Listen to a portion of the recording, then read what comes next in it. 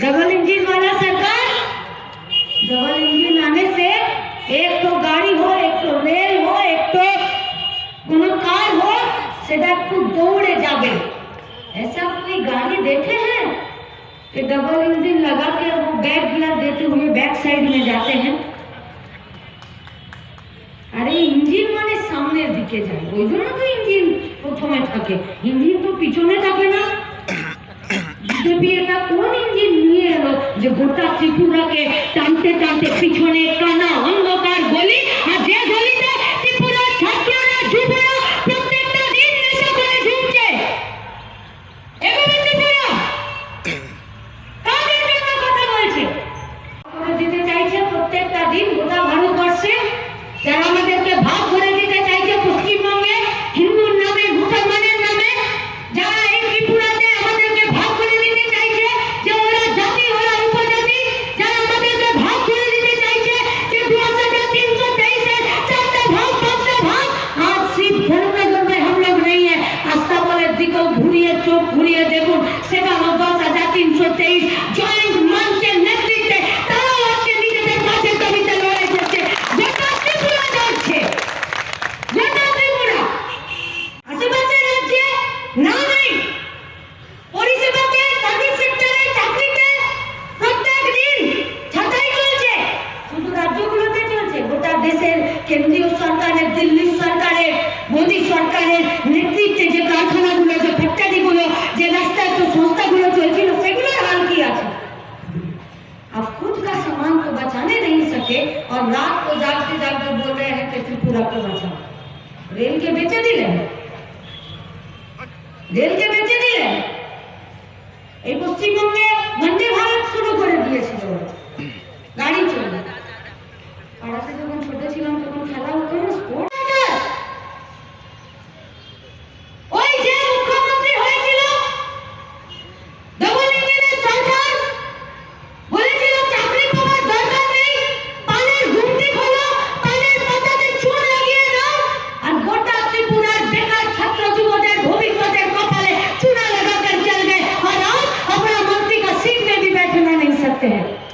আজকে গর্ব করে টিভিতে বলছেন যে 900টা পার্টি অফিস ভাঙতে হয়েছে।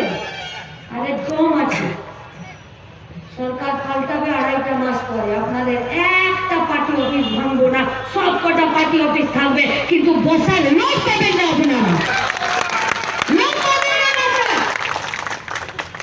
কারণ মানুষ উন্নয়ন চাই, মানুষ কাজ চাই, মানুষ देश राज्य के आग रखते चाय। इसीलिए 200 साल का गुलामी के बाद हिंदू मुस्लिम सिख ईसाई सब एक होकर দেশের স্বাধীনতার জন্য তারা লড়েছিল। আর একটার পর একটা সংগ্রাম তারা পায় না কি কাজ পাচ্ছে, তারা ওই পাচ্ছে না। তো কৃষি থেকে যে লাভ হয় সেই লাভ দিয়ে তারা পাচ্ছে নিজেদের সংসার চালাতে, ভবিষ্যৎ চালাতে। কাজ কাজ का मतलब क्या होता है? কি হয় ডেফিনেশন কাজে? কাজের ডেফিনেশন চাকরি হয় না। যারা ওরা বলতে চাইছে যে হ্যাঁ সবাইকে চাকরি দিয়ে দেবো, এরা ভুল বলছে। হ্যাঁ, কাজের জায়গা দিতে হবে। আর কাজ কাজ মানে এমন কাজ যে কাজের এগেন্সে আমার হাতে একটা টাকা আসবে, যে টাকাতে আমার প্রেজেন্ট, আমার বর্তমান সেটা নির্ভয়ে কাটবে, আর আমার ভবিষ্যৎ সেটা সুরক্ষিত হবে, স্বীকৃত হবে, নিরাপদ হবে। আছে পুরো ভারতবর্ষে আছে।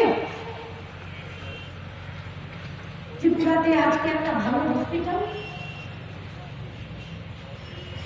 ঝান্ডা সরকার ছিল, দেশ বানিয়ে, বুনিয়াদ বানিয়ে, ভিত্তি বানিয়ে যতটা এগোনোর ছিল করেছে। রাস্তায় লড়াই হয়েছে, দিল্লিতে লড়াই হয়েছে, এমনকি ত্রিপুরাকে পার্লামেন্টে যদি লাল ঝান্ডা থাকে তো বাঘের বাচ্চা থাকে। দেশ ভাগ করে দিতে চাই যারা, দেশকে বেঁচে দিতে চাই যারা, তাদের দম হয় না এই লাল ঝান্ডা ধরা বাঘের বাচ্চাগুলোর সামনে এই দেশকে বেঁচে দেওয়া আর আমাদের ভবিষ্যৎ, আমাদের চাকরিকে বেঁচে দেওয়ার একটা সিদ্ধান্ত নিতে।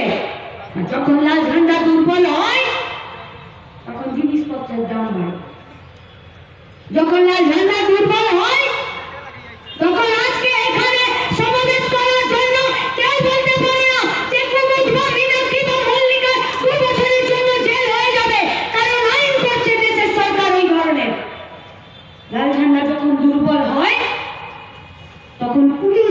দুর্বল হয় পুলিশ, লাল ঝান্ডা যখন দুর্বল হয় তখন জাতীয় মানবাধিকার কমিশন দুর্বল হয়, লাল ঝান্ডা যখন দুর্বল হয় তখন মহিলা কমিশন দুর্বল হয়, লাল ঝান্ডা যখন দুর্বল হয় তখন শিক্ষা ব্যবস্থা, স্বাস্থ্য ব্যবস্থা, খাবার ব্যবস্থা, রাসায়নিক ব্যবস্থা সব দুর্বল হয়।